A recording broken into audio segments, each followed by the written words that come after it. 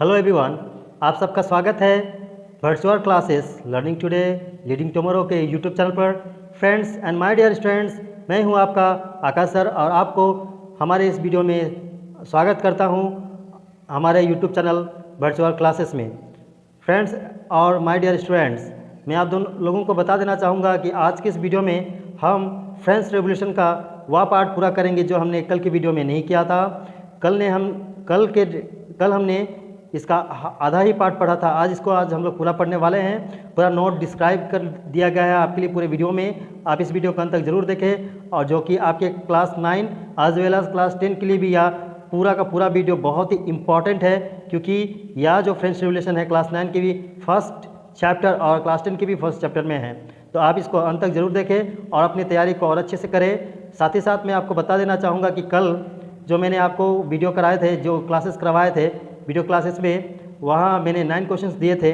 बहुत आप लोगों से बहुतों ने वह करके हमें सेंड किया है, हमारे ग्रुप्स में जुड़े हैं। हमारा पूरा ग्रुप्स का लिंक आपको डिस्क्रिप्शन में दिया गया है, तो आप डिस्क्रिप्शन से हमारे डिफरेंस ग्रुप में जुड़ के आप अपना नोट्स वगैरह सबमिट कर सकते हैं। तो चलिए शुरू करते हैं आज का यह class. So my dear student, आज हम लोग शुरू करने वाले हैं द फ्रेंच रेवोल्यूशन पार्ट 02। आज हम लोग शुरू करने वाले हैं फ्रेंच रेवोल्यूशन का पार्ट 2। तो चलिए शुरू करते हैं। और इस पार्ट में आज हम क्या क्या पढ़ेंगे इसको भी हम देखेंगे, और लास्ट में मैं आपको प्रश्न भी पूछूंगा जो आपके एग्जाम्स रिगार्डिंग बहुत इंपॉर्टेंट है। उनके नोट्स इस वीडियो में दिए हुए हैं, आप उनको अच्छे से देखें, पढ़ें, लर्न भी करें और उनका नोट्स बना के हमें ज़रूर सेंड करें एज ए PDF और फोटोकॉपी। तो चलिए शुरू करते हैं, देखते हैं आज हम लोग क्या पढ़ेंगे। आज 4th फेज़ में हम 4 फेज़ पढ़ने वाले हैं। पहला है नेशनल असेंबली 1789 टू 1791, दूसरा है legislative assembly 1791 to 92 and convention 1792 to 1795 and third है डायरेक्टरी 1795 टू 1799। तो चलिए शुरू करते हैं। पहला नेशनल असेंबली 1789 टू 1791। तो आप देख सकते हैं national assembly 1789, 1791, 3 years approximately. Louis 16 did not actually want a written constitution. मतलब फ्रांस में जो रिवोल्यूशन हो रहा था तो वहाँ के जो थर्ड स्टेट है वो राजा को बहुत दबाव बना रही थी, फिर भी राजा ने वहाँ पर कोई रिटन कॉन्स्टिट्यूशन नहीं बनाया। When news of his plan to use military force against the national assembly reach Paris on July 14, 1789, people storm the Bastille. Bastille जो है फ्रांस की एक बहुत ही सुंदर महल था बस्टाइल। तो जब वहाँ के लोगों को पता चला, पेरिस में पता चला कि जो वहाँ के राजा हैं वे जो लुईस 16 है वे मतलब एक कॉन्स्टिट्यूशन जो बनाने वाले हैं, जो जनता को प्रॉमिस किए थे कि वो कॉन्स्टिट्यूशन बनाएंगे, लेकिन वह एक रिटन कॉन्स्टिट्यूशन नहीं बनाएंगे। इनका यह जो मोटो जब पूरे पेरिस में पता चला 14 तारीख को जुलाई को 1789 ईस्वी में, तब वहाँ के लोगों ने, उस शहर के लोगों ने वहाँ का जो पेरिस का बस्टाइल का जो किला है उसको ध्वस्त कर दिया। वह राजशाही का सबसे बड़ा प्रतीक था। अब इमेज में देख सकते हैं किस प्रकार जनता उग्र भीड़ ने पूरे बस्टाइल का किले पर जो दुर्ग है, फोर्ट है, उस पर धावा मोल लिया था। इसके बाद अपराइजिंग इन पेरिस। पेरिस में 2 महत्वपूर्ण घटनाएं हुई बहुत ज़्यादा। पेरिस में क्या हुआ कि लोगों ने दंगा मचा लिया था, तो इसके बारे में पढ़ते हैं। People of Paris seize weapons from the बस्टाइल।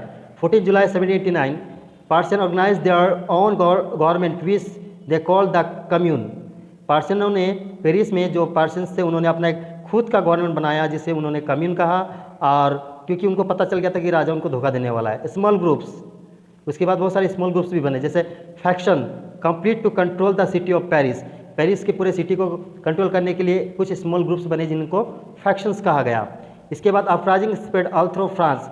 जो पेरिस में बस्टाइल में जो यह घटना घटी वो पूरे फ्रांस में फैल गई। तो इसके बारे में हम लोग देखते हैं क्या हुआ। Nobles where attacked. बस्टाइल का जो किला था वहाँ पर जो नोबल्स रहते थे, मतलब किले में जो काम करने वाले, राजमहल में जो काम करने वाले नोबल्स रहते थे, उन पर अटैक किया गया।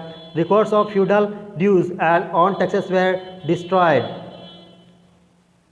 साथ ही साथ ये भी हुआ कि वहाँ पर जो फ्यूडल ड्यूज है वह टैक्सेस वेर डिस्ट्रॉयड, उनका जो भी टैक्सेस वगैरह दिए थे, जमा था, उसको भी वो छीन लेते हैं। वहाँ के लोग जो बस्टाइल पर धावा मोलते हैं, आक्रमण करते हैं। साथ ही साथ many nobles fled. Third point आप देख सकते हैं, many nobles fled the country becomes known as emigres. मतलब वहाँ के बहुत सारे नोबल्स वो देश छोड़ के ही भाग जाते हैं, वो राज्य पेरिस छोड़ के ही भाग जाते हैं, उनको इमिग्रेस कहा गया। Louis 16 was forced to fly the new tricolour flag of France. और लुइस 16 को बहुत जो थर्ड स्टेट है, जनरल असेंबली है, बहुत फोर्स करती है कि चलिए हमारे फ्रांस में ट्राई कलर जो आपने फ्लैग देखा है, इसके पहले मैं आपको दिखाता हूँ, यह ट्राई कलर फ्लैग है, आप देख रहे होंगे ये ट्राई कलर फ्लैग पार्ट 2 को हटा दिया जाए। तो यह फ्लैग को वहाँ की जनता ने राजा को फहराने के लिए बहुत ही अधिक फोर्स किया हुआ था। तो चलिए आगे बढ़ते हैं। यह है tricolour flag of the France, France का नेशनल फ्लैग है ये। तो goodbye Versailles as you Versailles, Versailles का गुड बाय हो गया, मतलब वर्साइल का जो था पूरा का पूरा महल पेरिस का, उसको ध्वस्त कर दिया गया। Persian commune fears that Louis XVI would have foreign troops invade France to put down the rebellion। लोगों को लगा, वहाँ पर पर्शियन कम्यून जो बना हुआ था पेरिस में, उनको लगा कि जो लुई 16 है वे इन रिबिलियंस को रोकने के लिए फॉरेन ट्रूप्स, मतलब विदेशी लोगों का जो उसके पड़ोसी देश है उनका हेल्प लेगा। तो जो Louis 16 wife Marie Antoinette was the sister of Austrian empire, मतलब ऑस्ट्रिया की वो राजकुमारी थी, तो वहाँ के राजा का वह हेल्प ले सकता था। The group of women attack Versailles on October 5, 1789। अक्टूबर 5, 1789 को महिलाओं ने वर्साइल का जो महल है वहाँ पर डायरेक्ट आक्रमण कर देते हैं। Force royal family to relocate to Paris along with their national assembly. और उन्होंने फोर्स किया जो रॉयल फैमिली है, राजशाही परिवार है, कि उनको पेरिस में रिलोकेट करने का। साथ ही साथ royal family spend tax next several years in the Tuileries places और वर्चुअल प्रिजनर्स। और रॉयल फैमिली जो पैसे स्पेंड करती थी नेक्स्ट कुछ सालों में एक्सपेंड करने वाली थी, वह सारे पैसे क्या होती है कि वहाँ की जो जनता है वह सारे पैसे को उस रॉयल फैमिली से भी छीन लेती है। और आप देख सकते हैं यह है टर्टाइस का पेरिस फ्रांस में जो महल है, और यहाँ पर रॉयल फैमिली को शिफ्ट कर दिया गया टेलरिस पैलेस, वर्साइल पैलेस से उनको टेरिस पैलेस में जो पेरिस में है वहाँ इनको शिफ्ट कर दिया जाता है रॉयल फैमिली को। इसके बाद change under the national assembly, उसके बाद राजा बोलता है कि मैं नेशनल असेंबली में कुछ चेंजेस करूंगा। Abolishment of guild and labour union, वह एब्लिश कर देता है, नष्ट कर देता है। ग्रिड बनाया था उसने अलग अलग छोटे छोटे संगठन और लेबर यूनियन को। एबोलिशन ऑफ स्पेशल प्रिविलेज, और जो भी फर्स्ट एंड सेकेंड स्टेट को स्पेशल प्रिविलेज थे उसको बंद कर देता है। कॉन्स्टिट्यूशन ऑफ 1791 बोलता है कि 91 में मैं एक कॉन्स्टिट्यूशन बनाऊंगा। Declaration of the rights of man, मनुष्य को उनके जो अधिकार हैं वो दूंगा। इक्वालिटी बिफोर द लॉ, और कानून बनाऊंगा उसके सामने सारे व्यक्ति को समान अधिकार मिलेंगी। और many nobles left France and become known as immigrants, और जो भी लोग फ्रांस छोड़ के चले गए उनको इमिग्रेंट्स कहा जाएगा। और रिफॉर्म इन लोकल गवर्नमेंट, और लोकल गवर्नमेंट में रिफॉर्म किया जाएगा। साथ ही taxes by based ability to pay, और जिनका सामर्थ्य है वो टैक्स पे करेंगे। जैसे कुछ टैक्सेस फर्स्ट स्टेट और सेकंड स्टेट के अंडर में भी करने का राजा ने डिसीजन लिया था, चेंज किया था नेशनल असेंबली में। यह था नेशनल असेंबली हॉल, आप देख सकते हैं यह है नेशनल असेंबली का पूरा हॉल पेरिस का है national assembly. Declaration of rights of man, राजा ने जो मेंस राइट्स का जो डिक्लेरेशन किया था, मानवतावादी मानवाधिकारों का जो डिक्लेरेशन किया था वही इस प्रकार है। फ्रीडम ऑफ रिलीजन, मतलब किसी भी धर्म को मानने के लिए स्वतंत्र होगा। फ्रीडम ऑफ स्पीच, मतलब वह कोई वक्तव्य कहने के लिए, किसी भी स्पीच के लिए फ्री है। फ्रीडम ऑफ द प्रेस, वहाँ की जो प्रेस है वो भी फ्री है। गारंटीड प्रॉपर्टी राइट्स, प्रॉपर्टी के ऊपर उनका अधिकार है होगा। लाइबिलिटी, इक्वालिटी और फर्टिलिटी होगा। साथ ही साथ right of the people to create laws, लोग भी स्वतंत्र होंगे, कानून बनाने के लिए उनका सहायता लिया जाएगा। Right to a fair trial, सही कार्य करने के लिए वह अधिकारिक होंगे। तो इस प्रकार से राइट टू मैन, वहाँ के जो राजा है उन्होंने ह्यूमन राइट्स बनाया था पहली बार। ये बहुत ही इंपॉर्टेंट है फ्रांस रेवोल्यूशन में, जिसका तहत इंडिया का जो कॉन्स्टिट्यूशन है, आप जानेंगे हम इंडियन हैं तो हमारे इंडियन कॉन्स्टिट्यूशन में ये जो ह्यूमन राइट्स जो है, हमारे जो राइट्स है कुछ हद तक यहीं से लिए गए हैं। जैसे freedom of religious, freedom of speech, ये सब हमारे लाइबिलिटी, इक्वालिटी और फैटर्निटी की बात हमें फ्रांस रेवोल्यूशन से, फ्रांस कॉन्स्टिट्यूशन से ही मिली है, हमारे कॉन्स्टिट्यूशन यानी कि इंडियन कॉन्स्टिट्यूशन में। चलिए आगे बढ़ते हैं। Declaration of the rights of womens, mens के राइट के साथ वुमेन्स को भी राइट मिला है, इसको भी देखेंगे अभी। फ्रेंच रेवोल्यूशन एक ऐसा रेवोल्यूशन था जो कि बहुत महत्वपूर्ण था, क्योंकि फ्रांस में इसके पहले महिलाओं को उतनी शक्तियाँ या उतने अधिकार नहीं थे जो इस रेवोल्यूशन में महिलाओं को मिले थे इस रेवोल्यूशन के बाद। इसलिए फ्रेंच रेवोल्यूशन बहुत ही ज़्यादा मायने में महत्वपूर्ण है। और यहाँ पर जब राजा ने 1791 को घोषणा किया कॉन्स्टिट्यूशन बनाने का, तो उसमें महिलाओं को भी अधिकार मिले थे। तो क्या क्या अधिकार थे? पहला अधिकार था journalist Olympe de Gouges argue in her declaration of the right of women that women are equal citizen and should benefit from governmental reform just as men did. मनुष्य के मतलब जो जेंट्स है, मेन है, उनके अनुसार ही महिलाओं को भी इक्वालिटी का अधिकार दिया जाए। ये वहाँ के एक जर्नलिस्ट ओलंपी डी गॉड ने कहा था। And madam Jeanne Roland also serve as the leader in the womens right की जो लीडर थी मैडम जीन रोनाल्ड्स, उन्होंने इनके लिए काफ़ी मूवमेंट किए and was able to heavily influence her husband a government official. उनके हस्बैंड एक गवर्नमेंट ऑफिशियल थे और उन्होंने अपने पति को बहुत इम्प्रेस किया और अंत में महिलाओं को कुछ अधिकार भी मिले हैं। Women did gain some rights during the French revolution, कुछ राइट्स मिले, but this were design for purpose other than liberating womens. मतलब कुछ धनी महिलाएं थी, उनके कुछ अधिकारों के रूप में इनका यूज हुआ, ये सारी आम महिलाओं को यह अधिकार नहीं मिला। तो चलिए इसके बारे में कुछ पढ़ते हैं, छोटे पॉइंट्स हमने यहाँ पर आपके लिए किया हुआ है। वुमेन कुड इनहेरिट प्रॉपर्टी पर उनका अधिकार नहीं था, but only because doing so weak feudalism and reduce wealth among the upper classes. उन पर प्रॉपर्टी का कोई अधिकार नहीं था, प्रॉपर्टी का अधिकार वुमेन्स को नहीं था। Divorce become easier but only the Weeknd the churches control over marriage. यहाँ पर क्या था कि आप आसानी से वो ले सकते हैं, डाइवोर्स ले सकते हैं, मतलब तलाक हो सकता है, पर जो विवाह है वह पूरा का पूरा कंट्रोल चर्च के ऊपर ही अभी भी था। इसके बाद शुरू होता है एंड ऑफ स्पेशल प्रिविलेज। उसके बाद राजा क्या करता है, स्पेशल प्रिविलेज का अंत करता है। तो church land were seize divided and sold to peasant, मतलब किसानों को चर्च का जितना भी लैंड है उसको सीज करके डिवाइड और उनको किसानों को बेच दिया गया। Civil constitution of the clergy required that church officials be elected by the people, मतलब चर्च में काम करने वाले जो ऑफिशियल्स होंगे उनको लोगों के द्वारा चुना जाएगा। ये कॉन्स्टिट्यूशन बनाया गया। With salary paid by the government, और उनको गवर्नमेंट एक सैलरी पर रखेगी। 2/3 of the church official fled the country rather than were allegiance to his. और उसके साथ कहा गया all feudal dues and tithe were eradicated, जितने भी फ्यूडल ड्यूज मतलब वहाँ के टैक्सेस हैं, तीथ एंड ड्यूज एंड तीथ दोनों टैक्सेस हैं, इनको इरिकेटेड कर दिया गया, अंत कर दिया गया इनका। All special privilege of the first and second state were abolish, मतलब पहले और फर्स्ट एंड सेकंड स्टेट मतलब क्लर्गी एंड नोबिलिटी के जितने भी अधिकार थे उसको पूरी तरह से समाप्त कर दिए गए। इसके बाद कहा गया रिफॉर्म इन लोकल गवर्नमेंट में रिफॉर्म किया गया। The 30 provinces and their petty tyrants intendants were replace with 83 new departments rule by elected governors, और उसको इलेक्टेड गवर्नर रूल करते थे। न्यू कोर्ट्स विथ जज elected by the people were abolished, मतलब new court बनाए गए और उनको जो लोग चुनते थे उन जजेस के द्वारा उनको भरा गया, उन जजेस को वहाँ नियुक्ति हुई। कॉन्स्टिट्यूशन ऑफ 1791, अब हम पढ़ेंगे कॉन्स्टिट्यूशन ऑफ 1791। इसका सबसे बड़ा फीचर्स है democratic features. France become a limited monarchy, मतलब यहाँ पर एक लिमिटेड राजतंत्र रहा। King become merely the head of the state, नाम के लिए ही king head of the state हुआ। All law were created by legislative assembly and feudalism was abolish, और वहाँ का फ्यूडलिज्म जो था वो अंत हो गया उसका। अनडेमोक्रेटिक फीचर्स, डेमोक्रेटिक भी था लेकिन अनडेमोक्रेटिक फीचर्स भी यह इसकी विशेषता थी। Voting was limited to tax payer, जो टैक्स पे करते थे वही वोट कर सकते थे। Official were reserve for property owners, और प्रॉपर्टी के ओनर्स मुख्य रूप से ऑफिशियल ही होते थे, अधिकारीगण ही होते थे। The new government become known as the legislative assembly, और जो नया गवर्नमेंट बना उसको मुख्य रूप से लेजिस्लेटिव असेंबली ही कहा गया। अब आगे क्या होता है लेजिस्लेटिव असेंबली के बारे में पढ़ते हैं।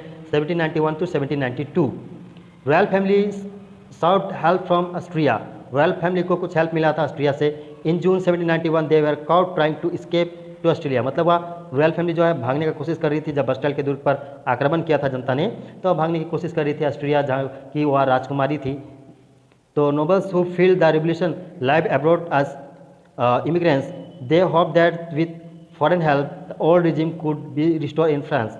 जो लोग फ्रांस से भाग गए थे, जो नोबल्स फ्रांस से भाग करके विदेश चले गए थे, वे सोच रहे थे कि विदेशों से हेल्प लेकर के अब जो भी नाइबर्स कंट्रीज़ हैं उनसे हेल्प लेकर के वे क्या करेंगे, दोबारा से फ्रांस पर आक्रमण करेंगे और वहाँ पर दोबारा से जो ओल्ड रिजिम है उसको स्थापित करेंगे, और वहाँ पर जो फॉरेन का हेल्प से ओल्ड रिजिम स्थापित करने का वह सपना देख रहे थे। Church official wanted church land, जो चर्च के ऑफिशियल जो थे वे चर्च का land rights and privilege restored करना चाहते थे, दोबारा से पाना चाहते थे।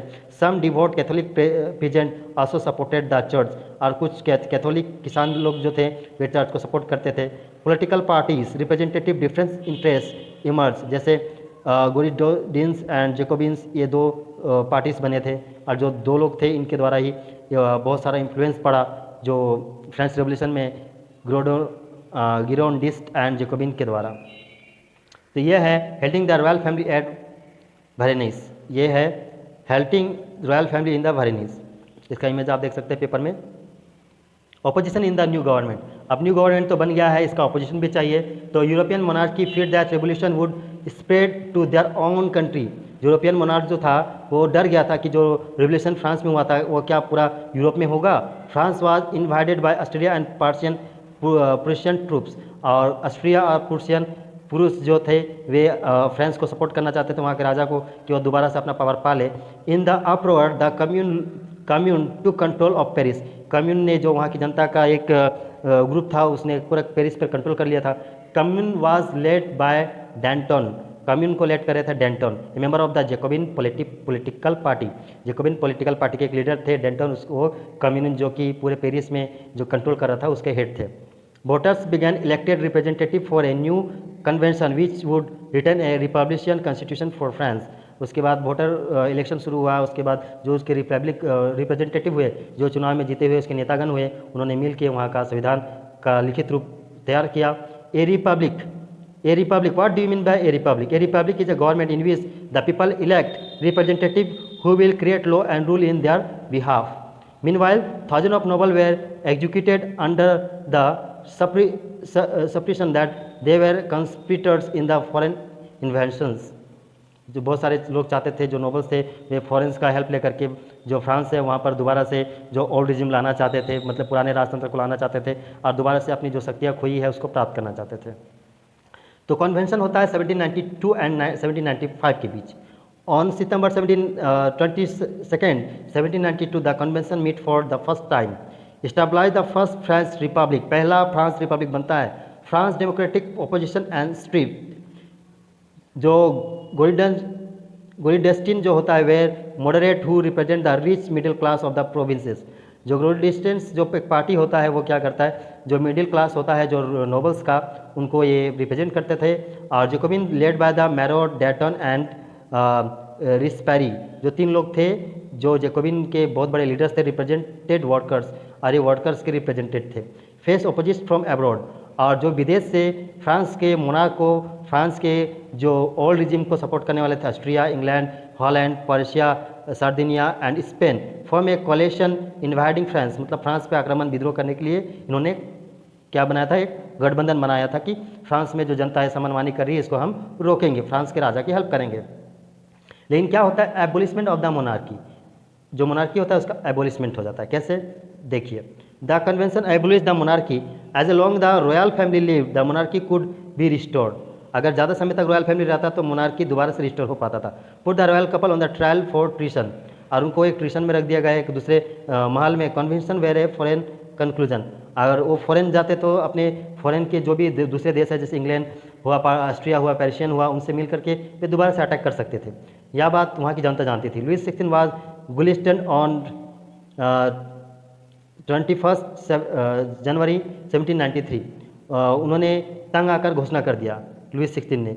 और जो Marie Antoinette was guillotined on October 16, 1793, 16 October 1793 को उनकी पत्नी मैरी एंटोनियो ने भी वही करता है। उनका जो डॉटर थी Marie Therese was allowed to go to Vienna in 1795, Vienna जाने के लिए उनको अलाउ कर दिया जाता है, मतलब देश से बाहर जाती है उनकी बेटी जो होती है Mary ट्रिसी।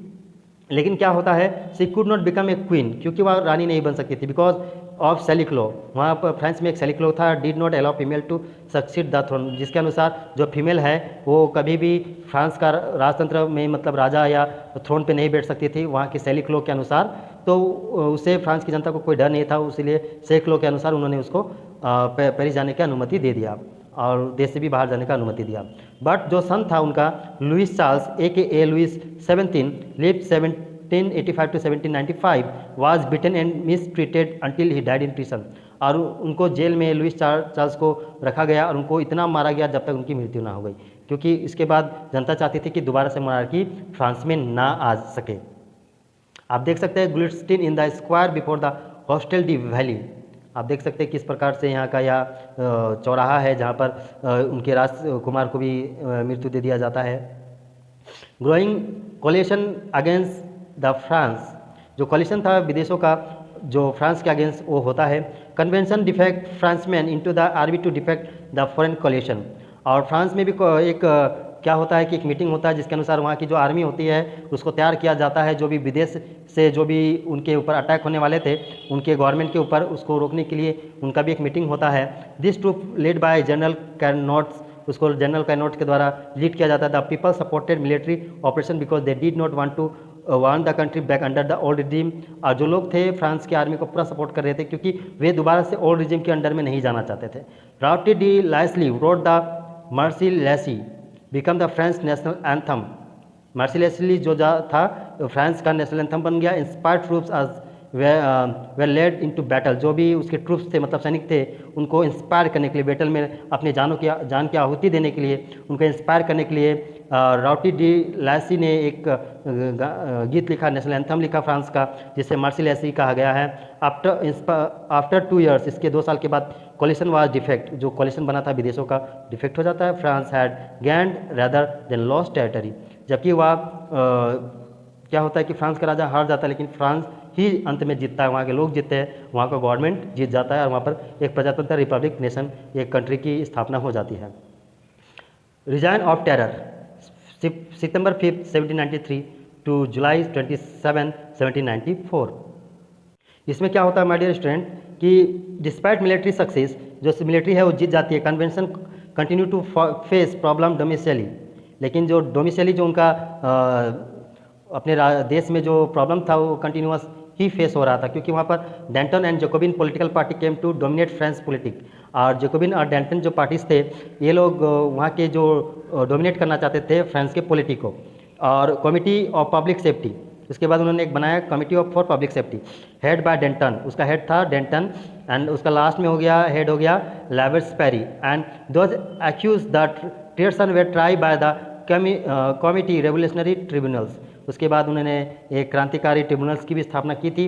Approximately 15,000 people died in the guillotine, वह 15,000 लोग मारे गए थे। ग्लुस्टिन क्या है? Became known as the national razor. Guillotine क्या है? नेशनल रेजर के नाम से जाना जाता है। Including invasion thinkers like Olympe de गर्ग एंड मैडमी जेने रोनाल्ड्स, ये दोनों भी महत्वपूर्ण नाम हैं जो फ्रेंच रेवोल्यूशन में बहुत हेल्प किए थे वहाँ की जनता को। इस रेवोल्यूशन में बहुत ही इनका योगदान रहा था। End of the reign of terror, जो टेरर है उसका एंड होता है, रिजाइन होता है। Member of Girondist political party try to end the reign of terror initiated by Jacobin political party. Jacobin political party का दबदबा इतना बढ़ जाता है कि ग्रेडोस्टिन जो पॉलिटिकल पार्टी होती है वह क्या करती है, वो ट्राई करती है कि वो मतलब वह रिजाइन कर दे। This position of the committee of the public safety cause many ग्रेडोस्टिन to tried and execute for treasons. Eventually, even George Danton wanted to end the execution, this resulting the Danton being the tried and executed for treason, and Maximilian Robespierre become leader of the Committee of Public Safety। और last में Robespierre Maximilien Robespierre public safety committee के leaders बन जाते हैं। He continued the executions. Convention came to blame Robespierre to the reign of terror, the Thermidorian reaction, उसके बाद Thermidorian reaction होता है July 27, 1794 and the reign of terror, terror का end होता है। Convention sent Robespierre and other member of the committee of public safety to the guillotine, ये होता है आपका जुलाई 1794 को। And Robespierre was guillotine on 28 July 1794। इसके बाद constitution of the year 3rd of the republic, तीसरे साल जो प्रजातंत्र के तीसरे साल में constitution. With the foreign invaders vanquished and the reign of terror at an end, the convention was finally able to inaugurate with new constitution. जो भी फॉरेन वाले जो भी कंट्रीज़ थी, ऑस्ट्रिया, इंग्लैंड वगैरह, जो भी उनका कमिटी था जो फ्रांस पर आक्रमण करने चाहती थी, उसको हराने के बाद, उसके बाद देश के अंतकलह को ख़त्म करने के बाद कॉन्स्टिट्यूशन फाइनली बन के तैयार हो जाता है। Constitution of the year 3rd of the republic 1975 created by the directory. तो government under the directory, government को डायरेक्टरी के अंदर में हम देखते हैं, चलिए इसको लाइन बाय लाइन पढ़ते हैं। सबसे पहले होता है executive, 5 directors appointed by the legislature. दूसरा है legislature, lower house 500 members propose laws, upper house 250 members voted on these laws. 2/3 of the legislature would initially be filled by members of the convention.